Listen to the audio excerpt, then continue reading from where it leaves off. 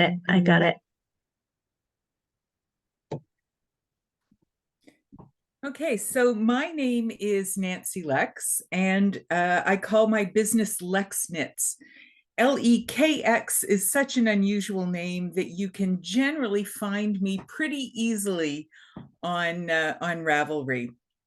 I'm a designer and I teach knitting classes, and today I'm going to share with you some of my favorite designs, as well as give you a bit of a lesson on how to knit my most recent release. So this is my most recent pattern release.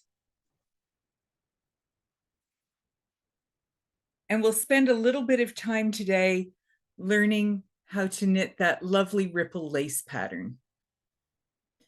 It's a very easy stitch. But I'm going to start with sharing my screen and taking you through some of my favorite designs.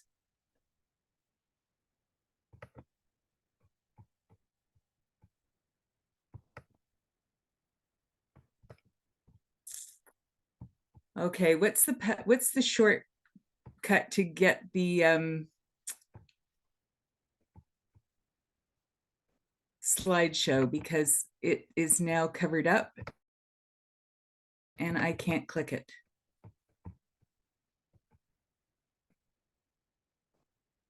From current slide, we got it. Maybe? Yes, I see your slides. There we go.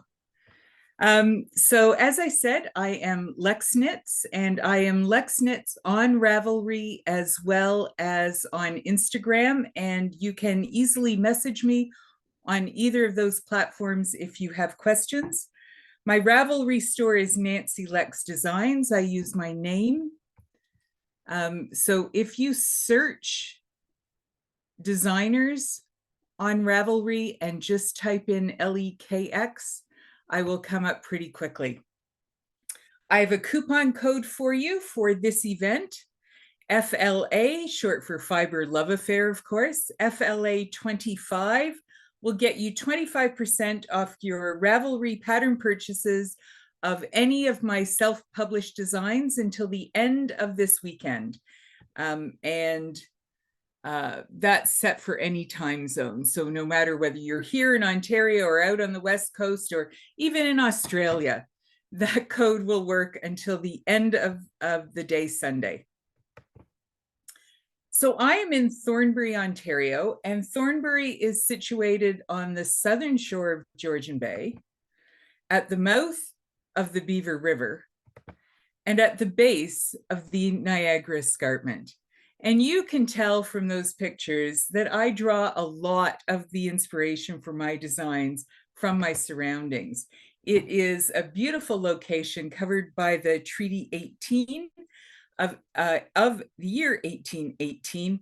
And we are very lucky to be living here on the traditional lands of the Anishinaabe, Haudenosaunee, and Wendat peoples. A lot of my designs, including the most recent one that I gave you a brief glimpse of, are inspired by the water. Georgian Bay here is just a magnificent body of water. It can be crystal clear and sparkling, or it can be mad and angry. So I generally go with the pretty side of Georgian Bay, and this rippling wave shawl is a bottom-up crescent. So you're casting on hundreds of stitches along this lower border, but the border is knit straight. There is no shaping of the crescent until you get to the stocking stitch. So even though there's a lot of stitches to cast on, these are pretty good lace patterns for people who are new to knitting lace, because there's no shaping in the lace section and you can just knit this straight. Because this pattern had these little rows of eyelets all the way through between all of the chevrons, I used that at the very bottom. I used that as the divider, and I put it right around the wingspan as a nice little detail. Whitecaps on Georgian Bay is another bottom-up crescent shawl. So again, whoops. I'm trying to change the vision on my screen. There we go. I can see this better. So this is another bottom up again, long cast on here. This is bigger because I had 3 50-gram balls. So the first one is a 1 skein shawl, 100 grams. This one, I had 3 50-gram skeins. So I was able to make this shawl a little bigger, a little taller in the lace section. And then the crescent section is shaped by decreases in short rows. And again, in these bottom up crescent shawls, it's really good for people who are new to short rows because there's a decrease on top of every short row that closes that hole that's formed by turning. So you don't have to wrap and resolve your short rows. It's a nice introduction to short rows. This Dayflower shawl was originally called Riverwalk, and the idea behind the design was that these edges in the light blue, whether that's the final border or the entire beginning point, is meant to represent a lovely flowing river, nice and smooth, whereas the darker section in the middle of the shawl, in this interesting wavy sort of chevron-like pattern, is meant to express rougher water, you know, when it's going around a bend or hitting a rocky bottom and the river water all scuffles up into rapids. So that was the idea behind the shawl. Interweave Knits called it the Dayflower shawl. That suited their theme a little better. And that pattern you can find in the spring 2021 issue of Interweave Knits. This is the Georgian Bay shawl, and this colorway from Sweet Paprika Designs is called Georgian Bay. So I knew I had to knit something with it, and I bought a couple of skeins. It's a beautiful merino wool, light fingering weight yarn, lovely and bouncy and soft to work with. And I designed a shawl with 2 sort of wavy patterns, these arches in the main body, and then shifting to a ripple pattern. And this, in fact, is a 10-stitch ripple that is the same as on the shawl I'm going to show you today. It's a good stitch pattern to have in your pocket. You can use it in a lot of places. So this pattern is available on Ravelry, but you will purchase it through Sweet Paprika Designs. The link there will just take you to their website and you can purchase the pattern there. But their yarns are beautiful, their colors are fabulous. And this design, I mean, how could I not have Georgian Bay colored yarn and turn it into a lovely watery shawl? The Orchard Blossoms shawl is inspired by the escarpment. You'll remember that picture of the escarpment with the apple trees in the foreground. This design answered a submission call for projects inspired by trees. So I thought about all the apple orchards in the area and designed a shawl. This is semicircular, so the increases come on either side of this triangle at the back, as well as down here. So instead of a central spine, you have this central triangle. And the idea behind this design is that these small 4 eyelet motifs on either side of the shawl represent the apple blossoms as the buds are just opening up, whereas these round motifs on the back represent the blossoms when they have completely opened fully. And then this mesh all along the bottom of the shawl represents the spent blossoms that fall to the ground after fertilization has taken place and we're heading into real apples, not just the pretty blossoms.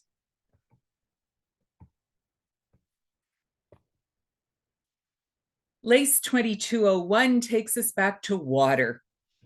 I used the Crest of the Wave stitch pattern. I modified it a little, so the 2, 4, 6, 8. The 8th row of the pattern is knitted instead of purled on the wrong side to give me an extra garter ridge, but this is essentially the crest of the wave stitch pattern. And my first sample was this beautiful blue yarn. It's a 95% modal and 5% cashmere, and it has got incredible, lovely soft drape. But it's quite a simple stitch pattern, and the shaping of these boomerang shawls is quite simple. And I knew that this design would work for yarns of different fibers and different weights. And so I knit it again. And this time it's a DK weight. And it's a wool and alpaca blend. Unfortunately, Bergère de France has discontinued this yarn, but this picture gives you a really good sense. This is the bound off edge, and you get a lovely wavy edge here. And this is the side edge. So every 12 rows, you bind off stitches and you get this lovely sawtooth edge on the bottom. And then the wingspan is smooth. So that this picture gives you a good idea of the edges and the decorative nature of those edges. And then I did it striped. So here I used 2 shades of superfine fingering from Zen Yarn Garden, and I worked the lace sections with all the eyelets in the semi-solid, and then I worked the garter stitch sections in the variegated yarn. The pattern has ideas for how you might stripe this differently. You could knit a whole section, a whole stitch pattern repeat through the lace and the garter in one color, and then change color and knit through the lace and the garter in another color, and then the lace and the garter in a third color, or go back and forth between two. But there's a couple of different striping options in the pattern that you can choose from, as well as doing a one color shawl. And I think this would work up beautifully in a cotton yarn. You might have to play with your gauge a little bit. Cotton does knit differently from wool, but I think this lace pattern in a cotton yarn would be absolutely stunning. And Christina is here, and I think she knows a Dando silk yarn that she would love to use. So this is one of the points I'd like to make about my patterns. A lot of them are quite versatile, that I expect you to choose yarns that might very well be a different weight or a different fiber content than the yarn that I have chosen. And this pattern, 23-09 lace border, was released just last weekend in connection with a knitting retreat that I was attending. And I knit my first sample in this multicolored sock yarn, and I bought the yarn at the Fergus Fibre Festival, and the yarn is from the Fergus Yarn Company, and the town of Fergus is about halfway between my home in Thornbury and Kitchener, where the retreat was held. So I thought it was a perfect yarn to use, and I'm looking at the colors of it, and it really reminded me of a sunny day at the beach. All these beautiful blues and yellows. And I just thought, okay, this is another wavy pattern. So I knit the center of it in stocking stitch because I really didn't want the colors, the variegation in the colors, to fight too much with the lace stitch. So I did the center in stocking stitch and then added a ripple border. And this ripple border is knit, has the eyelets on every right side row. Wrong side rows are purled across. Almost all of my patterns have rest rows. But here, the patterning comes every right side row. So those eyelets stack up really nicely. And you can see that better in the solid color shawl. And this stitch pattern makes a lovely scalloped edge. And the gray shawl was knit with exactly the same number of stitches and rows as the multicolored shawl. but I used worsted weight wool, and it's a real woolly wool. I use Nitka's Woolly Warmth, and it's British sheep, it's British wool, and it's a real woolly wool, and it was great to knit with. And of course, I knit it up on larger needles, and with the same number of stitches and the same number of rows, I got this much larger shawl. So I raffled the shawls off at, well, only one.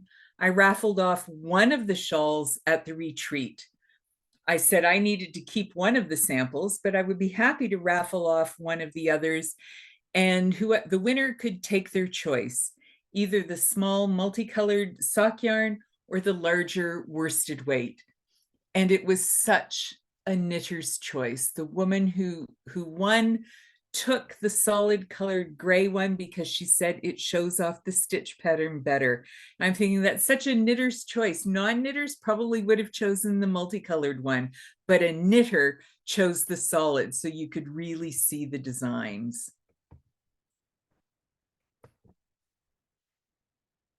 I also like to work in some versatility with the choice of stitch patterns. So the pattern called 6x6 offers six stitch patterns that you can mix and match. The gray shawl here shows you all 6 of the stitch patterns in a sampler size style shawl. But the red one only uses 2 of the stitch patterns. It uses what Barbara Walker calls the spider stitch here in the main body, and that's this one on the gray one, just sitting on the shoulder. So it uses the spider stitch for the body of the shawl, and then the little arrowhead lace for the border, and that border stitch is this one here. So the pattern has the general rules that you need to follow in order to mix and match all of these stitch patterns the way you want to. I really like building that kind of versatility into a pattern. I don't do it that often with this many stitch patterns, but I have done it with even more stitch patterns. So last year, I decided to run a mystery knit along, and I called the pattern New Year, New Shawl. And it's designed as a semicircular half pie shawl. So you had a little more knitting as the clues went on, but each section of the shawl offered 3 stitch patterns. So there's 4 sections. In this gray one, you can see here's 1 stitch pattern here. Oh, I should probably choose the blue one because it's got a border, right? And another stitch pattern, and another stitch pattern, and another stitch pattern. And I also offered border variations. So you could really have a lot of fun. There's 12 stitch patterns to choose from in the various sections of the shawl. And the complete pattern tells you exactly which stitch patterns you can use in which section of the shawl. They don't all fit all the sections, but there's tons of choice. And then there's variations on the border so that you can knit this plain striped border at the end of any pattern. It will grow out of any of the patterns. And this one, this blue shawl, was knit in a sock yarn, so that's a fingering weight. This was knit with Estelle's Eco Tweed DK, so that's a DK weight yarn. And this was knit with Patton's Classic Wool, a worsted weight yarn. So again, you have choice in the stitches, but you can also have choice in the yarn that you use. And you can see this one has a long section and then a border. This has the long section going right out to the end. And this final section was cut short because the shawl was getting so large to begin with. So you can play with the stitch patterns, play with the number of repeats. You can have a lot of fun with this pattern. I wanted to talk a little bit about my inspiration. So sometimes I'm inspired by the area in which I live, and you've seen a lot of watery shawls inspired by the escarpment, but sometimes I'm inspired by the yarn. So this yarn comes from Songbird Yarn and Fibers. And on the left, this red one is this two skein project, and it uses the Cardinals colorway of her lovebird pairs. So she gives you two skeins of yarn. One is in the colors of the male plumage, and that's where I started the shawl at this point and knit until I had all, used almost all of the yarn in the ball. And then I faded and I used another stitch pattern for the border of the shawl, the very wide border, because again, I used an entire ball of yarn, and this yarn is the colors of the female plumage. It's a brilliant pairing of colors, and she does it with a number of birds, and you can find that on her website. So I did this large shawl, two full 100-gram skeins of yarn, used the male plumage to start, faded it, and ended with the female plumage. And then I got one skein of a colorway called Puriloxia. And a Puriloxia is a desert cardinal. They have exactly the same song sound.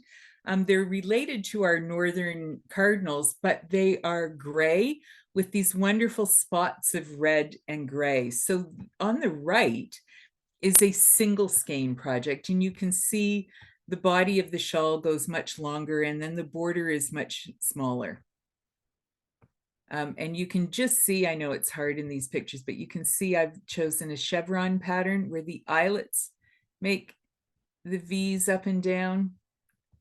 And then I've chosen a chevron pattern where the eyelets are stacked and the decreases form the chevrons. So the idea is that the chevron patterns are like the layers of feathers, and then you have a bind off that is scalloped like the crests on a cardinal's head.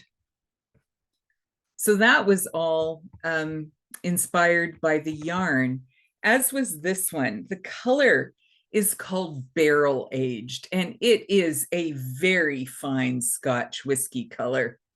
So I designed a pattern that used the arrowhead stitch pattern, and then changed that over into a simple chevron, and then changed that over into a simple eyelet stripe. And then you can see just at the top here, that's mirrored on the way down on the other end. So the idea behind this is that the pattern on well, this is a scarf. The pattern on the scarf is meant to evoke the patterns that you see on lead crystal or cut glass tumblers, the kind of tumbler that you would serve your whiskey in. And I did this in two different versions. So the instructions have the stitch numbers and row counts that you need for a DK weight small scarf that uses just one skein of DK weight yarn, or a very large rectangular wrap that uses 300-gram skeins of fingering weight yarn.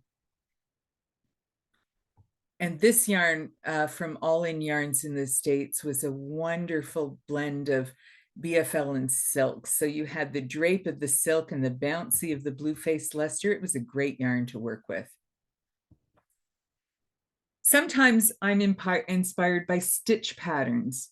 So last year was Koigu's 30th anniversary. And for those of you who know Koigu Yarn Designs, I am less than an hour's drive away through a beautiful countryside. So I went to the tent sale and I bought this beautiful, blossom pink color. It's a lovely shade. And I used stitch patterns from May Landra's designs. So this that goes down the center of the wrap is from the iconic Charlotte's Web shawl. But this stitch pattern is from a similarly shaped triangular shawl called Charlotte's Daughter Nellie. And the little arrowhead she used in Charlotte's Daughter's Joy. So I took those 3 stitch patterns, lined them up side by side. They're mirrored down the other side. So here would be Nellie, and then at the end would be Joy.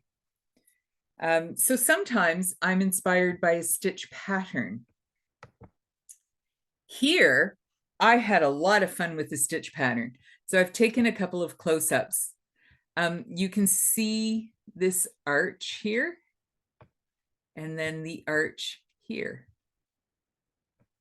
So there's an arch here, there's an arch here, and there's an arch here. So I took this really simple stitch motif and I staggered it through the upper body of the shawl, and you get this kind of lozenge pattern. But then when I striped it, I stacked the stitch pattern. It's exactly the same stitch pattern, but here's an arch and here's an arch sitting right on top of it. So I stacked the stitch patterns for the striped section. And then I added a very simple border, and you can see quite long little picot edges. So that was a lot of fun to play with exactly the same stitch motif. I just staggered it in the main body and stacked it on the other side or in the stripes. And I'm really thinking I want to do this again. Only I want to stagger the stitch pattern down one side of the shawl and stack it down the other, so that the shawl actually is not symmetrical. It's the same stitch pattern, but used 2 different ways in the shawl. And I just think that would be a whole lot of fun. You can see some of the images I took from other places. If you want photo credits, they're available on request.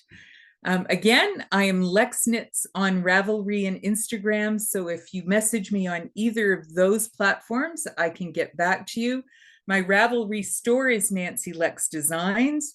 The coupon code FLA, I'll tell you again, FLA25, gets you 25% off your Ravelry pattern purchase of any of my self-published patterns. And that coupon code will be valid until the end of the day, Sunday, no matter what time zone you're in. So that last picture was a close-up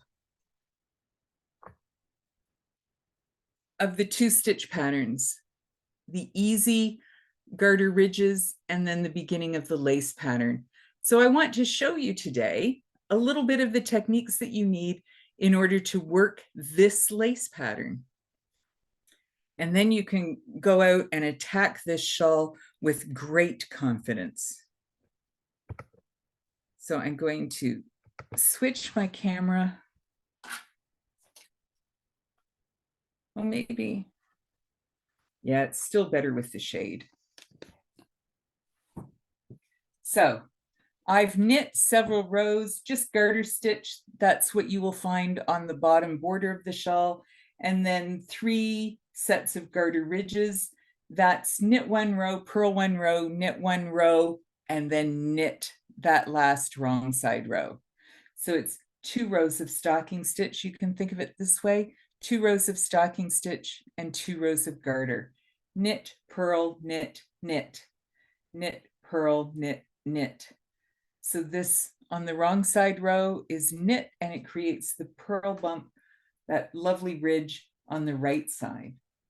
So I've knit 1 row, I've purled 1 row. I'm ready to start the maneuvers of that lace pattern. The maneuvers are only every 4th row. This is a really simple lace pattern. So the first row is knit, plain. The second row is purled plain. The third row, I'm going to knit my 3 border stitches. And there are 3 border stitches built into the shawl pattern. Knit those 3 stitches. Knit 1 in the pattern, yarn over. The yarn overs are always between knit stitches in this pattern. So you just bring the yarn to the front, then I knit a stitch, and that carries the yarn over the needle. So I have the yarn over here that creates the eyelet. Yarn over, then I SSK. And to SSK, you slip one stitch knitwise, slip one stitch knitwise. Then some instructions will tell you to put those stitches back and then insert your needle again through the back and knit them through the back loop. You don't have to take them back. You can just put your needle into the front of those stitches and knit them through the back loops. Then there's a CDD, a central double decrease.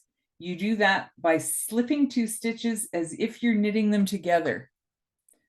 So go into the two stitches as if you're going to knit them together, but slip them off. Knit one stitch, and then pass those two slip stitches over the knit stitch. The next thing you want to do is knit two together.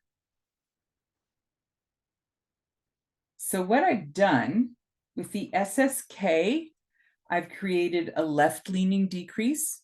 With the CDD, I've created a centered decrease. And with the knit two together, I've created a right-leaning decrease. So the patterns all merge like this. Then I need a couple of eyelets. So I yarn over, knit one, yarn over, and then knit to the end of the row.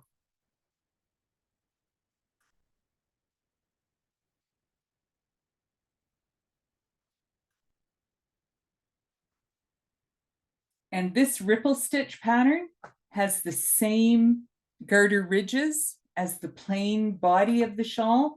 So the next row is knit across. So I'm knitting on the wrong side, and that will give me the garter ridge on the right side.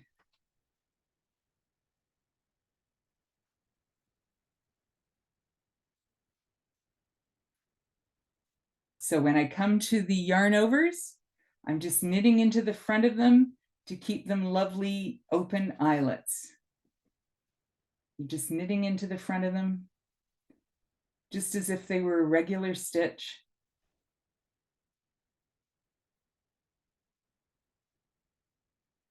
There's the eyelet.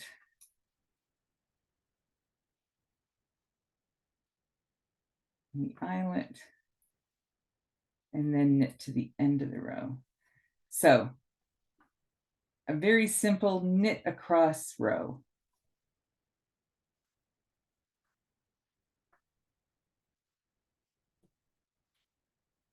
And you can see the pattern emerging. You've got eyelets here, two eyelets, a V shape with those decreases being left leaning, right leaning with a centered decrease in the middle, and then two more eyelets on this side.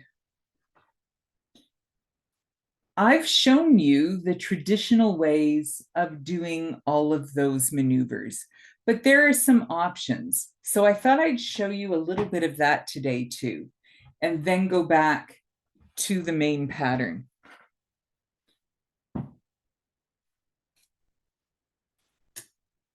So I've just knit a swatch, and I'm going to do some left-leaning decreases all the way across the stitches. So I'm going to knit a couple of stitches just to take me in from the edge. I'll knit three, doesn't really matter. I just want to be in from the edge. So here's the left-leaning decrease. This is the traditional. Slip one stitch, slip the second stitch, both of them as if to knit. I'll do it again a little slower.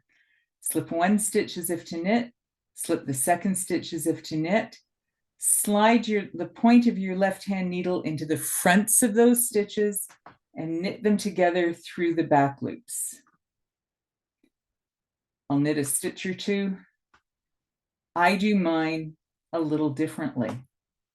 I slip the first stitch knitwise, I slip the second stitch purlwise, And then again, I insert the left needle into the fronts of those stitches and knit them together through the back loops. So when you slip both stitches knitwise, slip one knitwise, slip one knitwise, you are changing the orientation so that when you knit them together through the back loops, the stitch is open on top and not twisted. The stitch below is also open. And sometimes that can be a little looser. If you slip the first one knitwise, slip the second one purlwise, and then go into the fronts of those stitches and knit them through the back loops, the top stitch is open, so you don't get a crossed V, but the bottom stitch is crossed and the top one just sits on it a little tighter. So I prefer that method. I'll show you once more. You slip one knitwise, you slip one purlwise. You insert your left-hand needle into the fronts of those stitches and knit them together through the back loops. If you're Katie, I saw her here earlier, and she doesn't like an SSK, you can get a left-leaning decrease by knitting 2 stitches together through the back loops. So you go in this way and then knit them together through the back loops. That does create a twist. This top stitch is twisted. That leg crosses over the other one. It's really hard to do this and hold the stitches out of the way. So that top leg is twisted over the other one. If you are always consistent, I don't think it matters. But if you want it to be a non-twisted stitch, you need to do one of the SSKs. But I'll just knit through the backs of those loops again to show you that method.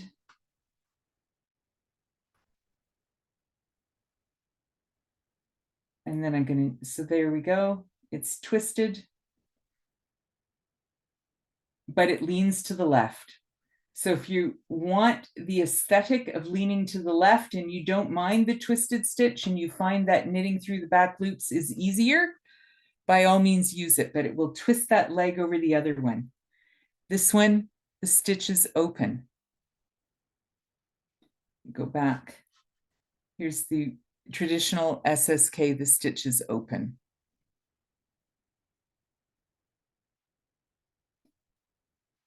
There are other ways to do a left-leaning decrease, and I have a workshop available with 7 different decreases, but I'm not going to show them all today. I don't have that kind of time, and you've got the basics that you need. The traditional SSK works just fine. I prefer to slip the second stitch purlwise. Katie prefers to knit through the back loops. Any of those will get you an SSK, or any of those will get you a left-leaning decrease. Just be aware that knitting through the back loops will give you a twisted stitch. It will lean to the left, but it will be twisted. Whatever method you use, just be consistent through your whole project. I also want to show you the CDD. I'm not going to show you the knit 2 together. That is really the best right-leaning decrease. There's a slip thing that you can do, but why bother? A knit 2 together is a nice, tight, right-leaning decrease.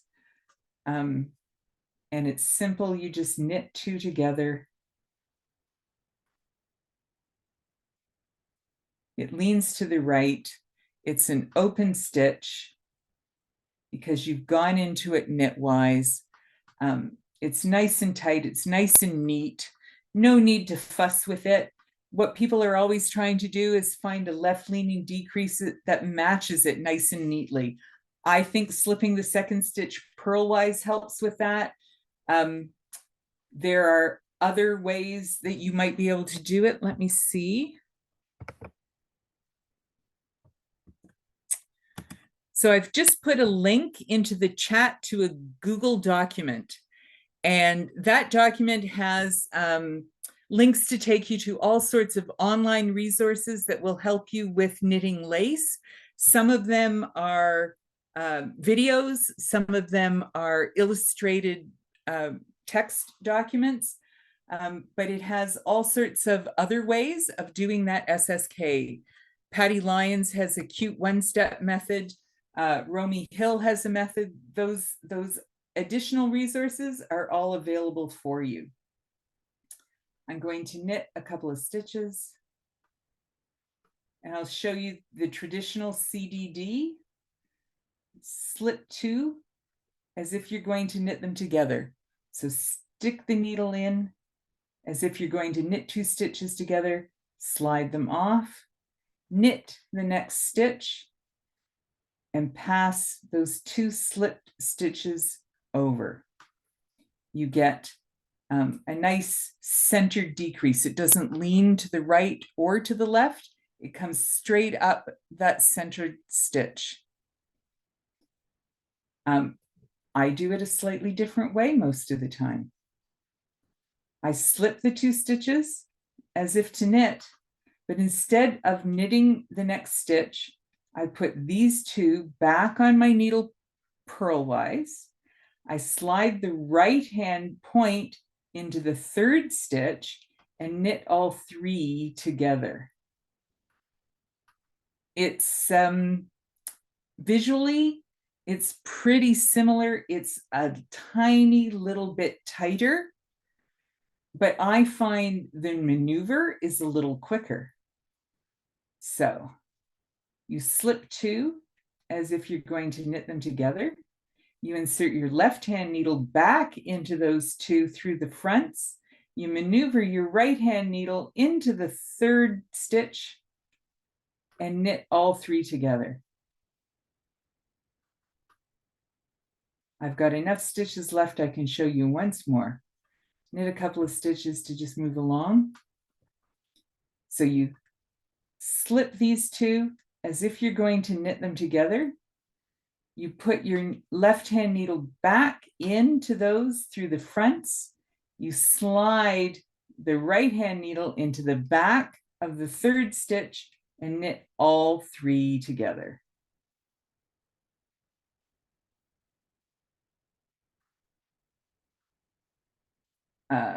Patty Lyons contends that it's a neater centered double decrease.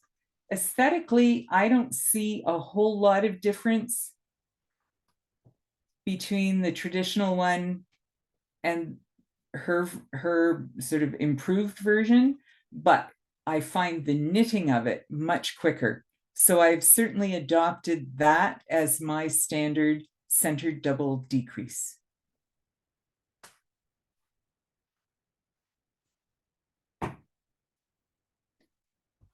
I'm going back to my original swatch. Let's see what the time is.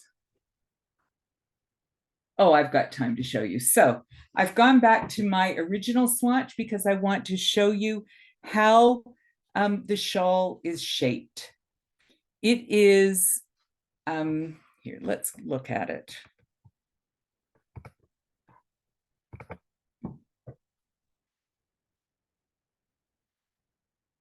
It's what I call a boomerang.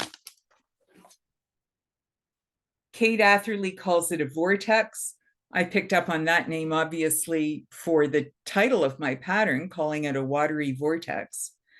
So it is knit from this edge. And then you increase twice on one side and decrease once on the other. Go back to my hands.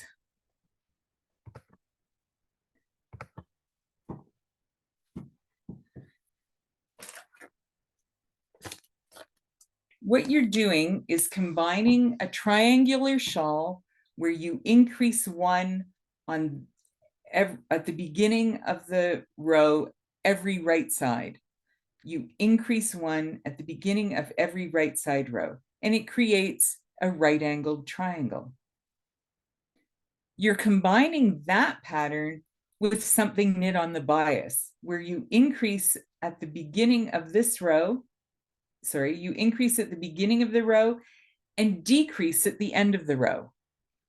So most designers put those shaping maneuvers into 2 rows. So you do your bias knitting. You increase at the beginning of this row, decrease at the end of the row, you turn your work, and you increase on the wrong side row over here again. I'm thinking, why do that? So I do all my increases at the beginning of a row.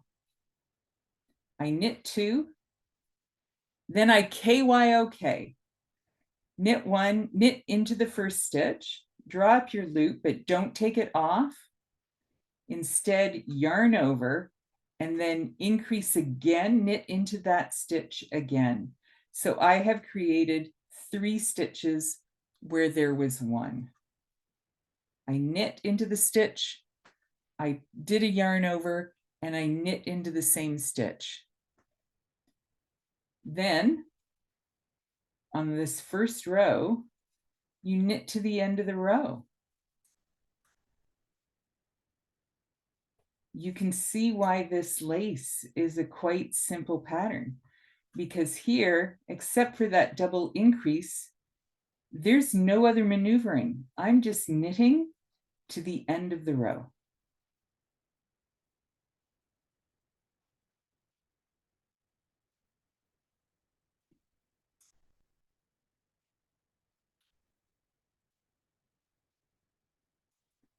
I turn around, and now I'm going to decrease at the beginning of this row.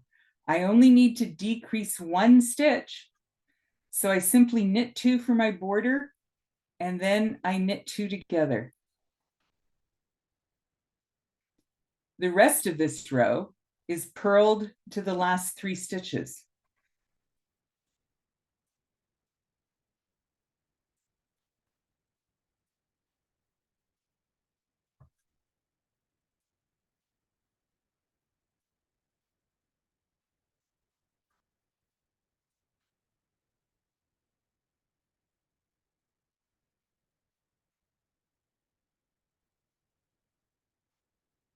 And then knit the final 3 stitches for the border of the shawl.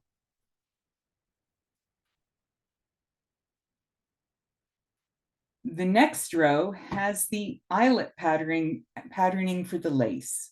So we're going to knit 2, and then we're going to do that double increase, and I use the KYOK, knit into that stitch, yarn over, knit into the same stitch. I've got 2 stitches, or I've increased 2 stitches. I have 3 where I had 1. And then I start the patterning.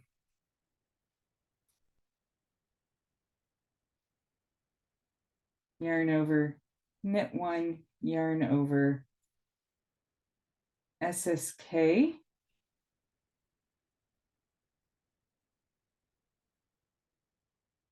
I'm off because I didn't pay attention to my increases. We won't worry about that. I'll just go across the row. CDD, knit 2 together, yarn over, knit 1, yarn over, knit to the end of the row.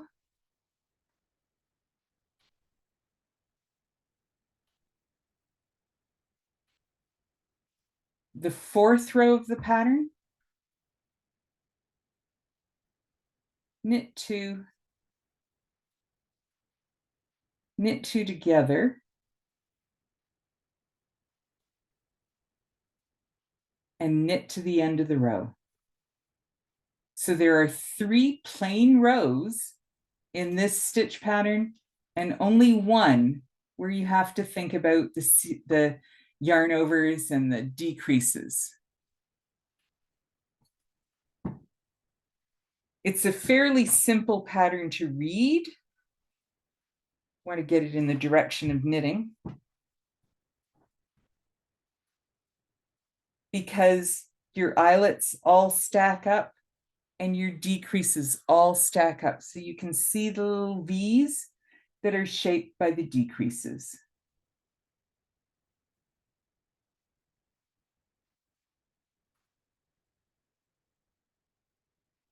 So that's a quick lesson on how to knit this shawl. I will change my camera.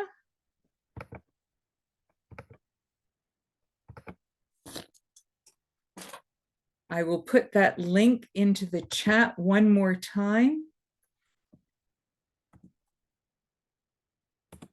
And that will take you to a Google Doc with all sorts of resources that can help you with lace knitting. And I'm going to switch mine to gallery. You can stay on a close-up of me if you want, but I would like to see people and ask if there are any questions.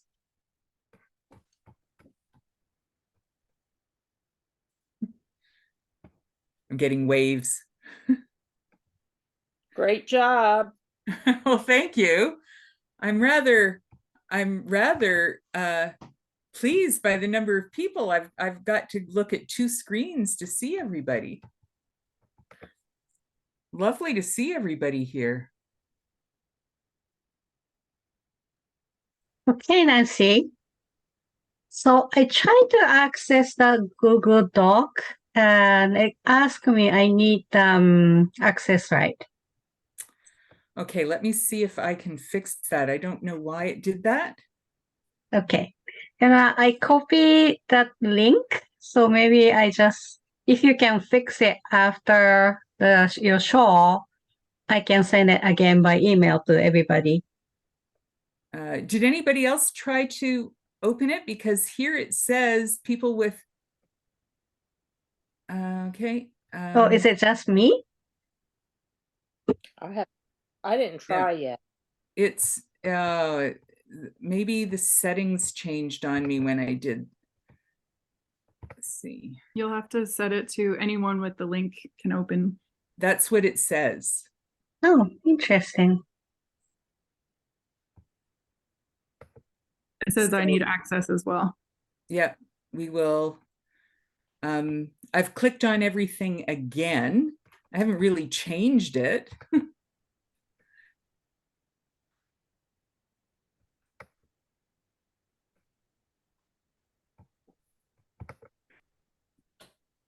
Oh, the joy of technology, right? Yeah. I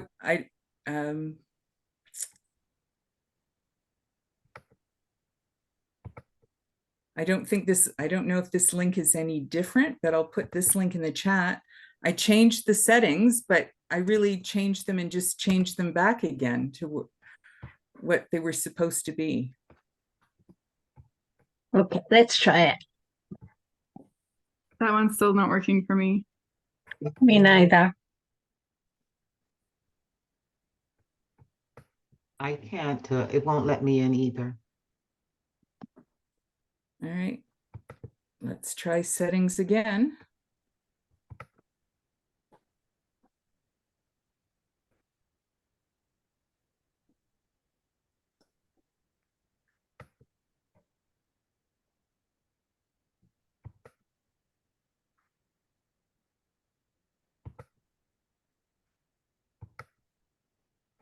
Anyone with link?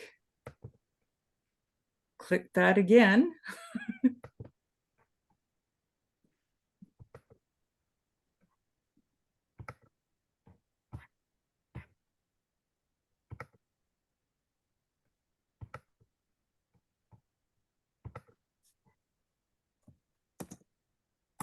Try that.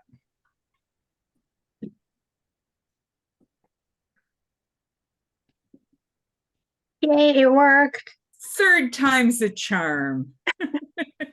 Everybody get it?